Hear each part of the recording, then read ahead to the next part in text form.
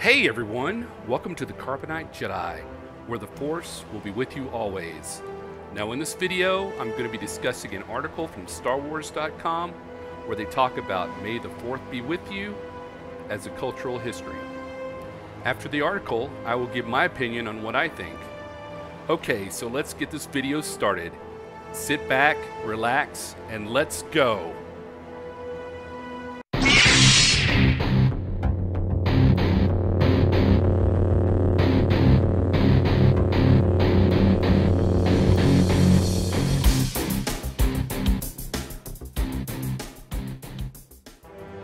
StarWars.com recently released an article labeled, May the 4th be with you, a cultural history. Here is what they said in the article. Like anything that emerges from the collective passion of a group of people, the Star Wars fan holiday on May the 4th each year has no single point of origin. It has no official commencement year, no formal dedication. It is a grassroots phenomenon that now transcends the English language pun that inspired it.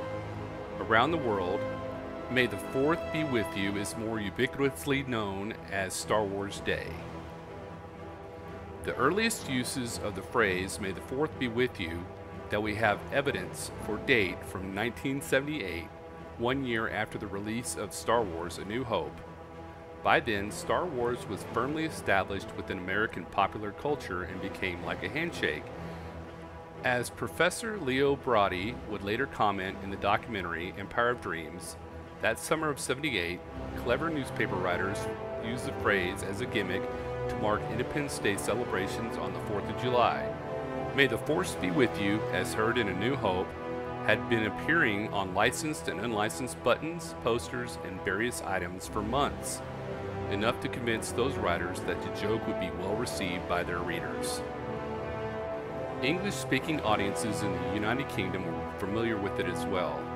It was on May 4th, 1979 that the first known instance of May the 4th be with you being used to mark the earlier date took place.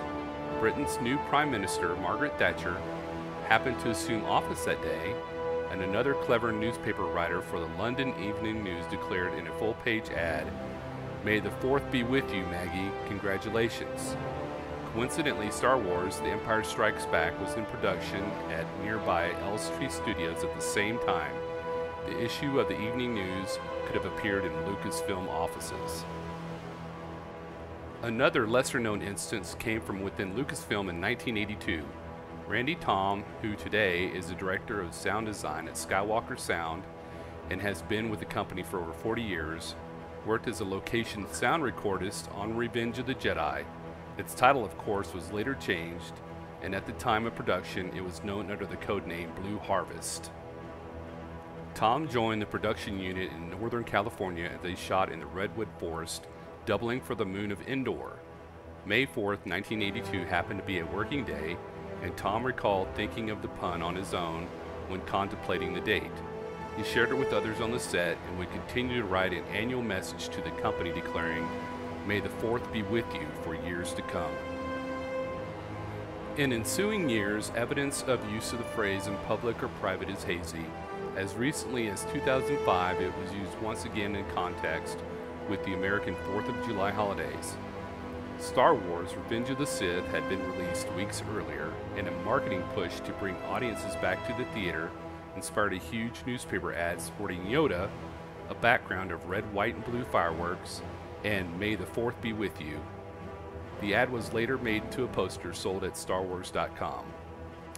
As the laughable pun continued to circulate underground, an unofficial holiday emerged. Star Wars fans chose the day to hold themed parties or host community events and gatherings. Others simply used it as a time to revisit the films. It was not unlike other ways fans exercise their passion through the years, such as the popular Blow Up the Death Star watch parties on New Year's Eve. This point is essential because Lucasfilm cannot take credit for Star Wars Day. That belongs to the fans, along with the irresistible attraction of using the phrase to evoke laughter, or even an eye roll, from bemused friends, relatives, colleagues, or even strangers on the street.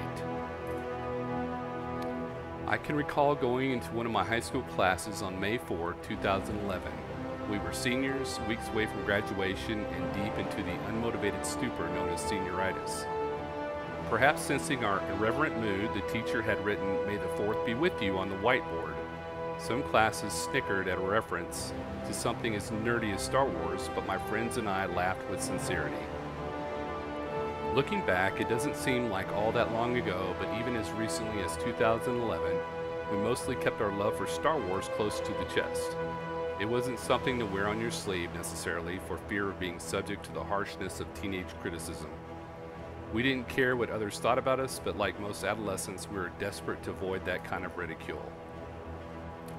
But that same year, Lucasfilm began to take a more active role in the unofficial holiday, helping sponsor and promote events and sharing resources for free use. We started to see "May the 4th be with you" on local television news, at the grocery store, coffee house, bookstore, or sports game. Each time the holiday came back around, it felt like Star Wars was re-emerging in the mainstream, perhaps not unlike how it had become that handshake back in the late 1970s. Lucasfilm's acquisition in 2012 and the subsequent announcement of new films going into production came like lightning from a clear sky for a lot of us fans. Star Wars was center stage again, and everywhere we saw t-shirts and bumper stickers and advertisements. The new films, series, books, comics, and games have done a great deal in fueling the surge of relevancy, but I can't help feel that the grassroots rise of Star Wars Day indicated that it was going to happen in some form anyway. The timeless appeal of Star Wars matched with the passion of its fans is a guarantee. I want to say, first of all, I don't think I ever kept the love of Star Wars close to my chest in high school. Granted, I graduated 20 years before this person who wrote the article did, but I was proud of Star Wars, and many of my friends and classmates were too. There was no harshness or ridiculing of us because basically everyone liked it, and those that really didn't seem to care that we liked it. I don't really remember May the 4th being a thing until episode 1, 2, or 3 came out, and even then it was pretty muted. Seriously, I love this day and all it stands for. People having watch parties and dressing up and just enjoying the Star Wars universe. I hope it just gets bigger and bigger as the years go by. Alright everyone, I want to know what you think about May the 4th be with you. Do you celebrate it or say it to anyone in greeting? When was the first time you heard about it? Send me your opinions, thoughts, and ideas about this article, and start leaving your comments below right now so we can discuss it together. I also want to say a heartfelt thank you for watching my videos and supporting me. I hope you, your family, and your friends have a wonderful May the 4th. Well, that's it for this video, but I'll be back soon with more Star Wars and other sci-fi movie content. Don't forget to like and subscribe. Until next time, this is the Carbonite Jedi, where the Force will be with you always. Thanks for watching, and may the 4th be with you.